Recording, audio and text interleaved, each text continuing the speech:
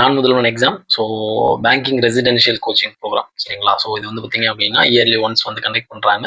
So இந்த எக்ஸாமோட date அதாவது நோட்டிஃபிகேஷன் வந்து எப்போ ரிலீஸ் பண்ணுவாங்க அப்படின்னா, ஆஸ் யூஷுவல் நம்ம வந்து ஒரு பேங்க் எக்ஸாம் எப்படி எழுதுவோமோ அந்த லெவல் அதே மாதிரியான அந்த ப்ரொசீஜரில் தான் பார்த்தீங்க அப்படின்னா இந்த என்ட்ரன்ஸ் எக்ஸாம் வந்து கண்டக்ட் பண்ணுவாங்க. அதாவது நோட்டிஃபிகேஷன் ரிலீஸ் பண்ணுவாங்க. அது என்ன மந்த் அப்படின்னா எப்பவும் ஏப்ரல் அந்த டைம்ல இருந்து ரிலீஸ் பண்ணிடுவாங்க. பட் ஆனால் அந்த டைம் வந்து எலெக்ஷன் இருக்கிறதுனால மே மாதம் வரும் சரிங்களா. போன டைம் வந்து மே 31 எக்ஸாம்ஸே வந்து கண்டக்ட் பண்ணி முடிச்சிட்டாங்க சரிங்களா. ஸோ இந்த டைம் வந்து மே மாதம் வந்து நோட்டிஃபிகேஷன் வந்து ரிலீஸ் பண்ணிட்டு ஜூன் மாதம் வந்து உங்களுக்கு எக்ஸாம் கண்டக்ட் பண்ணிடுவாங்க சரிங்களா. ஒரு ஆகஸ்ட்ல வந்து ரிசல்ட் ரிலீஸ் பண்ணிட்டு செப்டம்பர் அக்டோபர்ல வந்து பார்த்தீங்க அப்படின்னா உங்களுக்கு வந்து கூப்பிட்டுருவாங்க சரிங்களா. ஸோ இது வந்து பார்த்தீங்க அப்படின்னா ஒரு 6 மாதம் வந்து ரெசிடென்ஷியல் கோச்சிங் ப்ரோக்ராம். ஸோ இதுக்கு வந்து நீங்கள் வந்து ஜஸ்ட் அப்ளை பண்ணணும். அப்ளிகேஷன் வந்து ஃப்ரீ தான். ஸோ அப்ளை பண்ணதுக்கப்புறம் பார்த்தீங்க அப்படின்னா எக்ஸாமுக்கு ஒரு 10 டேஸ் இல்லை 1 வீக் முன்னாடி பார்த்தீங்க அப்படின்னா உங்களுக்கு ஹால் டிக்கெட் வந்து ரிலீஸ் பண்ணுவாங்க. அதுக்கப்புறம் பார்த்தீங்கன்னா அந்த எக்ஸாமோட பேட்டர்ன் வந்து பார்த்தீங்க அப்படின்னா ஆப்டிடியூட் ரீசனிங் இது வந்து பார்த்தீங்கன்னா 30 கொஸ்டின்ஸ் இருக்கும். அதுக்கப்புறம் இங்கிலீஷ் வந்து 25 கொஸ்டின்ஸ் இருக்கும். பேங்கிங் அண்ட் ஃபினான்ஷியல் அவேர்னஸ் வந்து ஒரு 15 கொஸ்டின்ஸ் இருக்கும் சரிங்களா. ஸோ இது வந்து 100 கொஸ்டின் இருக்கும், 200 மார்க் சரிங்களா. ஸோ அவங்க தரது வந்து 200 மார்க். ஸோ அதுக்கப்புறம் வந்து பார்த்தீங்க அப்படின்னா டோட்டலாக பேங்கிங்க்கு வந்து பார்த்தீங்கன்னா 700 ஆஸ்பிரன்ஸ் வந்து செலக்ட் பண்ணுவாங்க இதுல இருந்து எல்லா கேட்டகரியிலையும் சரிங்களா. எஸ்சி எஸ்டி எம்பிசி அதுக்கப்புறம் நம்ம ஆக்சுவலி வந்து நம்ம பேங்கிங் அப்படின்னா நம்ம ஓபிசி கேட்டகரின்னு பார்ப்போம். பட் இங்கே வந்து பிசி எம்பிசி ஸ்டேட் லெவலில் எப்படி இருக்குமோ டிஎன்பிசிக்கு எப்படி எடுப்பாங்களோ அந்த மாதிரி தான் எடுப்பாங்க சரிங்களா. அதுக்கப்புறம் எக்ஸாம் சென்டர்ஸ் பார்த்தீங்க அப்படின்னா ஸ்கூல்ஸ் சரிங்களா, கவர்மெண்ட் ஸ்கூல்ஸ் கவர்மெண்ட் காலேஜஸ்ல வந்து கண்டக்ட் பண்ணுவாங்க சரிங்களா.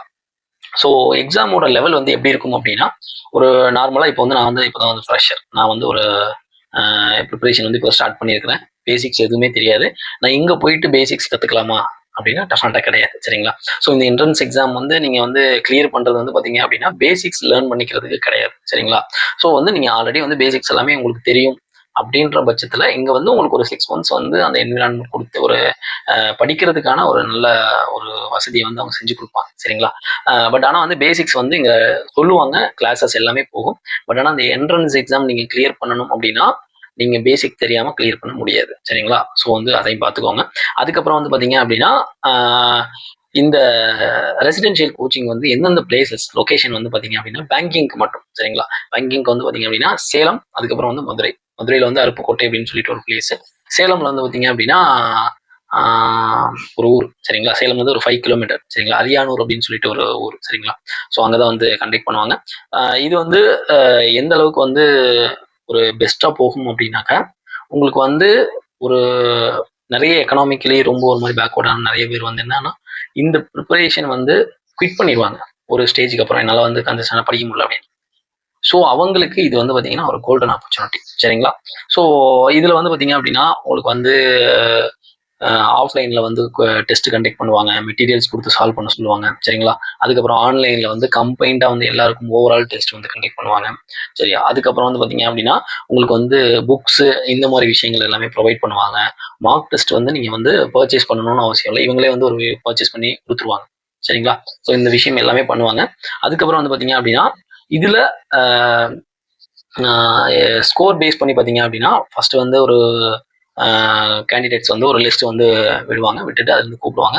ஸோ அதில் வந்து சப்போஸ் வந்து ஜாயின் பண்ணாமல் நிறைய பேர் இருக்கிறாங்க அப்படின்னா திரும்பவும் வந்து வெயிட்டிங் லிஸ்ட் வந்து பார்த்தீங்க அப்படின்னா எகெயின் வந்து இன்னொரு லிஸ்ட் வந்து விடுவாங்க சரிங்களா. ஸோ இந்த மாதிரி வந்து 2-3 லிஸ்ட், அதாவது அந்த 700 அஸ்பிரன்ஸை ரீச் பண்ணுற வரைக்கும் பார்த்தீங்க அப்படின்னா அவங்க வந்து லிஸ்ட் விட்டுட்டே இருப்பாங்க. ஸோ இது வந்து 6 மாதம் ப்ரோக்ராம். ஸோ இந்த 6 மாதம் பார்த்தீங்க அப்படின்னா உங்ககிட்ட இருந்து எந்த அமௌண்ட்டும் வந்து வாங்காமல் அவங்க வந்து பார்த்தீங்க அப்படின்னா ஃப்ரீ ஆஃப் காஸ்ட்டில் வந்து பண்ணுவாங்க. ஸோ இதில் வந்து பார்த்தீங்க அப்படின்னா காஷன் டெபாசிட் அப்படின்னு சொல்லிட்டு ஒரு 3000 ரூபா மட்டும் பார்த்தீங்க அப்படின்னா நீங்கள் வந்து அந்த கேம்பஸ்குள்ளே ஜாயின் பண்ணுறப்போ நீங்கள் பே பண்ணுற மாதிரி இருக்கும். அந்த 3000 வந்து பார்த்தீங்கன்னா அவங்க வந்து ரீபே பண்ணிடுவாங்க சரிங்களா. அந்த இது டியூரேஷன் இந்த 6 months முடிஞ்சதுக்கப்புறம் உங்களோட அக்கௌண்ட்டுக்கே வந்து பார்த்தீங்க அப்படின்னா உங்களோட அமௌண்ட் வந்து அனுப்பிச்சிருவாங்க சரிங்களா. இதுக்கப்புறம் அந்த கேம்பஸ் எந்த மாதிரி இருக்கும் சரிங்களா. ஏன்னா நிறைய பேருக்கு வந்து நிறைய பேர் நம்ம படிக்கிற இடம் அப்படி இருக்கும், ஸ்டே பண்ணுற இடம் எப்படி இருக்கும், ஃபுட் எப்படி இருக்கும், ஸோ இந்த மாதிரி நிறைய கொஸ்டின்ஸ் இருக்கும். ஸோ கம்பேரிட்டிவ்லி பார்த்தீங்க அப்படின்னா சேலமை விட மதுரை வந்து பெஸ்ட்டாக இருக்கும் சரிங்களா. ஸோ சேலம் கேம்பஸை விட மதுரை வந்து பெஸ்ட்டாக இருக்கும் சரிங்களா. நான் எக்ஸ்பீரியன்ஸ் பண்ணதை நான் வந்து உங்களுக்கு பர்சனலாக வந்து சொல்கிறேன் சரியா. ஸோ வந்து 2 ப்ரிஃபரன்ஸ் வந்து கேட்பாங்க, சேலமா மதுரையா அப்படின்னு சொல்லிட்டு நீங்கள் வந்து மதுரை கொடுத்துக்கோங்க சரிங்களா.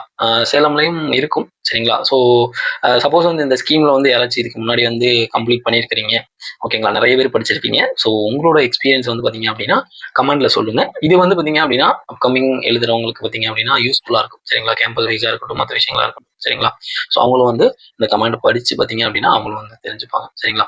ஸோ நான் முதல்வன் ஸ்கீம் அப்படிங்கிறது பார்த்தீங்கன்னா கிட்டத்தட்ட ஒரு லாஸ்ட் வந்து ஒரு 3 இயர்ஸா வந்து கண்டக்ட் பண்ணிட்டு இருக்காங்க பேங்கிங்க்கு. இது வந்து ஃபர்ஸ்ட் வந்து யூபிஎஸ்சி மட்டும் தான் ஃபோக்கஸ் பண்ணி பண்ணாங்க. இப்போ வந்து பேங்கிங், அதுக்கப்புறம் எஸ்எஸ்சி அண்ட் ரயில்வே ஆர்ஆர்பிக்கும் பண்றாங்க. சரிங்களா. எஸ்எஸ்சி ரயில்வே ஆர்ஆர்பி வந்து பார்த்தீங்கன்னா சென்னை கேம்பஸ் போயிடுவாங்க. சரிங்களா. ஸோ சப்போஸ் வந்து எனக்கு சென்னை கேம்பஸ் வேணும் அப்படின்னா குன்றத்தூர்ல இருக்குது. எனக்கு அது வேணும் அப்படின்னா நீங்க வந்து எஸ்எஸ்சி ஆர்ஆர்பி அது வந்து 300 சீட் இருக்கும்.